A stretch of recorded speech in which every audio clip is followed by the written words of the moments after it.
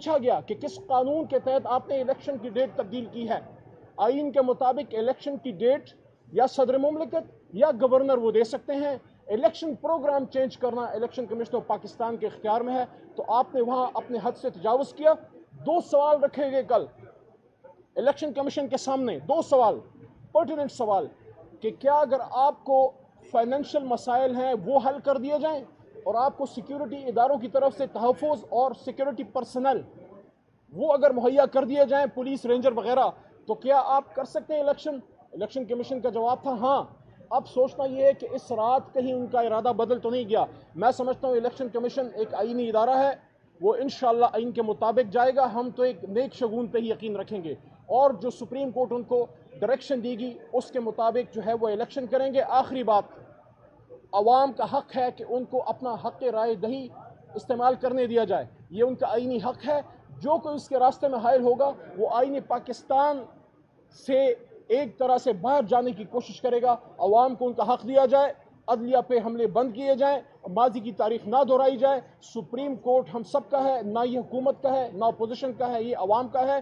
اور جو بینچز کے اندر معاملات ہیں اس پہ گفتگو ہی نہیں کی جانی چاہیے۔ وہ چیف جسٹس صاحب کا اور ان کی جو محترم عدلیہ ہے ان کا اندر کا ایک معاملہ ہے، اس کو اس طرح سے موضوع بحث لانا اور اس پہ اس طرح سے ہرزہ سرائی کرنا، میرے خیال میں آج اگر اپنے سیاسی مقاصد کے لیے ہم نے ہر جگہ تو تفریق کر دی، اگر ہم سپریم کورٹ پہ بھی حکومت اس طرح حملہ آور ہوگی، آپ مجھے بتائیں آپ ان 22 کروڑ عوام کو کس کے سہارے پر چھوڑ کے جا رہے ہیں؟ بہت شکریہ۔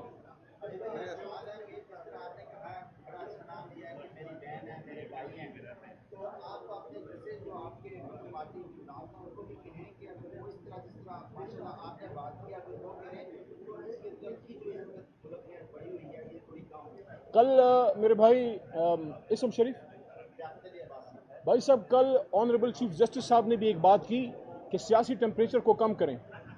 عمران خان صاحب یا میں یا ہماری سینئر لیڈرشپ، شاہ محمود قریشی ہو گئے، اسد عمر صاحب ہو گئے، پرویز خان خٹک صاحب ہو گئے، اور سینئر لیڈرشپ، کبھی کسی نے گالی نہیں دی اور سخت باتیں ہوئی ہیں، میں انکار نہیں کرتا، لیکن پرسوں رات جو رانا تنویر صاحب نے بات کی ہے وہ حد کراس کی ہے۔ میرے خیال میں وہ نہیں ہونا چاہیے، کیونکہ ویسے بھی رمضان کا مہینہ ہے اور اللہ فرماتے ہیں وقول للناس حسنا، اور لوگوں سے اچھی بات کرو، اور ایک انگلی جب آپ ایک کی طرف کرتے ہیں تو 4 انگلیاں آپ کی طرف ہوتی ہیں۔ ہماری سیاست کا یہ کلچر ہے، پختونخوا میں بھی ہے، پنجاب میں بھی ہے، بلوچستان میں تو ویسے بھی ہے، غیرت مند لوگ ہیں، اور سندھ میں بھی ہے، کہ ہم سیاست میں ایک دوسرے کی ماؤں بہنوں اور گھروں تک نہیں جاتے۔ یہ جو رانا صاحب نے کیا ہے، رانا صاحب یہ تو پنجاب کا کلچر نہیں ہے، یہ کلچر آپ کہاں سے لائے؟ شکریہ جی۔